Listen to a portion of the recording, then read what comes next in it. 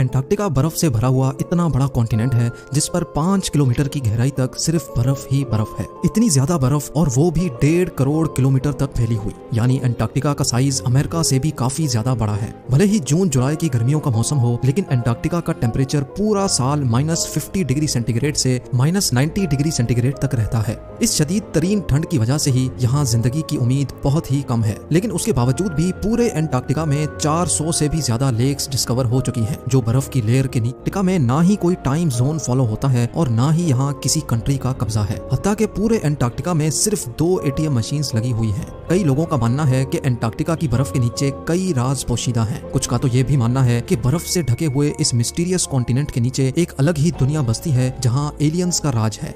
लेकिन रिसर्चर्स और आर्कियोलॉजिस्ट इस मिस्टीरियस कॉन्टिनेंट के पोशीदा राजों को फाश करने के लिए दिन रात मेहनत कर रहे हैं। इन्होंने यहाँ चंद ऐसी चीजें भी तलाश की हैं जिनको देखकर साइंस भी हैरान रह जाती है। और आज आप देखेंगे एंटार्क्टिका की बर्फ के अंदर से मिलने वाली चंद हैरत अंगेज चीजें। तो आइए 2009 में एक डिस्कवरी ने रिसर्चर्स के रोंगटे खड़े कर दिए जब एंटार्क्टिका की बर्फ के अंदर से एक बिल्ली का ढांचा मिला। लेकिन इसमें हैरान करने वाली बात ये नहीं थी कि ये ढांचा बिल्ली का है, बल्कि हैरान करने वाली बात ये थी कि ये जिस बिल्ली का ढांचा था वो आम बिल्ली नहीं बल्कि अंडे देने वाली बिल्ली थी। जब रिसर्च लैब्स में इस अजीब बिल्ली के ढांचे पर मजीद तहकीक की गई तो मालूम पड़ा कि ये जानवर कम से कम भी 2 करोड़ 50 लाख साल पहले धरती पर पाया जा। 2014 में आर्कियोलॉजिस्ट को एंटार्क्टिका से इंतहाई हैरान कर देने वाली इंसानी खोपड़ियां मिली। पहली हैरानी की बात यह थी कि एंटार्क्टिका में ये मिलने वाली पहली इंसानी खोपड़ियां थी, और दूसरी हैरानी की बात इन खोपड़ियों की शेप थी। जी हाँ, नॉर्मल खोपड़ियों के मुकाबले में ये खोपड़ियां काफी अलग दिखती थी क्योंकि इनके सर जरूरत से भी ज्यादा बाहर निकले हुए थे। साइंसदानों का मानना था कि खोपड़ियों की ऐसी शक्ल बचपन से ही अजीब आदतों की वजह से बनती है, और ये आदतें हजारों साल पहले एंशिएंट सिविलाइजेशन में अपनाई जाती थी। इस तरह की खोपड़ियां आर्कियोलॉजिस्ट को इजिप्ट और पेरू से भी मिल चुकी हैं। तभी उनका शक है कि शायद हजारों साल पहले एंटार्क्टिका में भी लोग बसते थे और उनका कुछ न कुछ रिलेशन एंशिएंट इजिप्ट सिविलाइजेशन से जरूर होगा।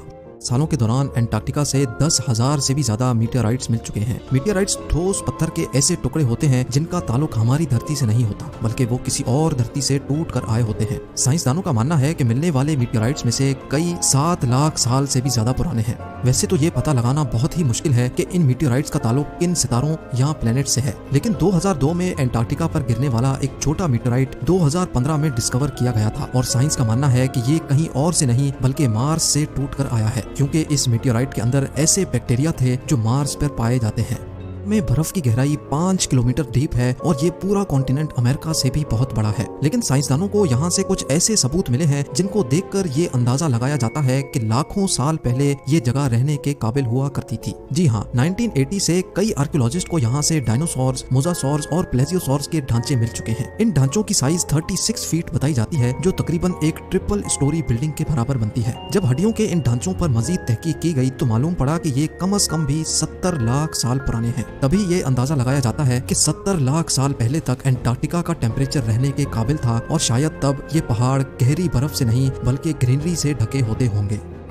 तो हम सबने कई बार देखे हैं, लेकिन एंटार्क्टिका में टेलर ग्लेशियर के मकाम पर एक पॉइंट ऐसा भी है जहां वाटरफॉल नहीं बल्कि ब्लड फॉल होता है। 1911 में टेलर नामी एक साइंटिस्ट ने पहली बार इस ब्लड फॉल को डिस्कवर किया था। कई सदियों तक यही माना जाता था कि वाकई इस ग्लेशियर के अंदर से खून बहता है, लेकिन मॉडर्न साइंस ने जब इस पर मजीद रिसर्च की तब उनको जो मालूम पड़ा वो इससे भी ज्यादा हैरत अंगेज था।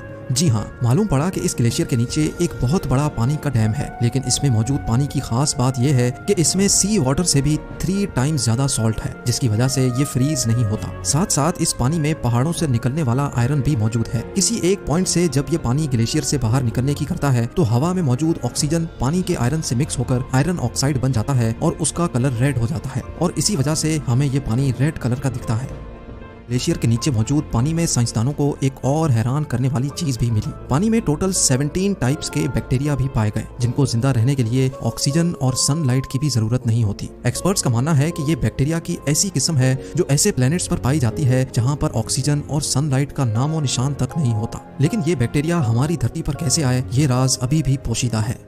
पूरा एंटार्क्टिका बर्फ से भरा हुआ कॉन्टिनेंट है। ये देखकर सबको यही लगेगा कि यहाँ पानी की कमी होना मुमकिन नहीं है, लेकिन आपको ये जानकर हैरत होगी कि हमारी धरती पर अगर कोई सबसे ज्यादा खुश्क यानी ड्राई जगह है तो वो भी एंटार्क्टिका में ही मौजूद है। ये ड्राई वैली अंटार्कटिका में ही डिस्कवर की गई थी, जहाँ पर पिछले 20 लाख सालों से एक मर्तबा भी बारिश नहीं पड़ी, क्योंकि इस ड्राई वैली में तेज तरीन हवाओं का राज है जिनकी स्पीड 320 किलोमीटर पर आवर तक जाती है। इसी वजह से साइंसदानों का मानना है कि तेज हवाओं की वजह से यहाँ मौजूद पानी का कतरा कतरा एवोपरेट हो चुका है। आपको ये भी बताते चलें कि अर्थ के तमाम एटमॉस्फेयर में से इस ड्राई वैली का एटमॉस्फेयर लाखों किलोमीटर दूर मार्स से काफी मिलता जुलता है। इसी वजह से नासा ने अपना वाइकिंग रोबोट मार्स पर भेजने से पहले अंटार्कटिका की ड्राई वैली में टेस्ट किया था। आर्कियोलॉजिस्ट की एक टीम को अंटार्कटिका की बर्फ के अंदर 1100 फीट की गहराई से एक इंतहाई खौफनाक मखलूक का ढांचा मिला। ये पता लगाने के लिए कि ये ढांचा कौन से जानवर का है, कई एक्सपेरिमेंट्स किए गए, लेकिन हैरत अंगेज तौर पे इसका स्ट्रक्चर किसी भी जानवर से मैच ना हो सका। इस खौफनाक ढांचे की लंबाई 8 फीट बताई जाती है, जिसकी हड्डियां बॉडी से निकली हुई हैं। कई सालों की मेहनत के बाद भी आज तक ये पता नहीं लगाया जा सका कि ये जानवर कौन सा था और आखिर इस धरती पे आया कहां से था।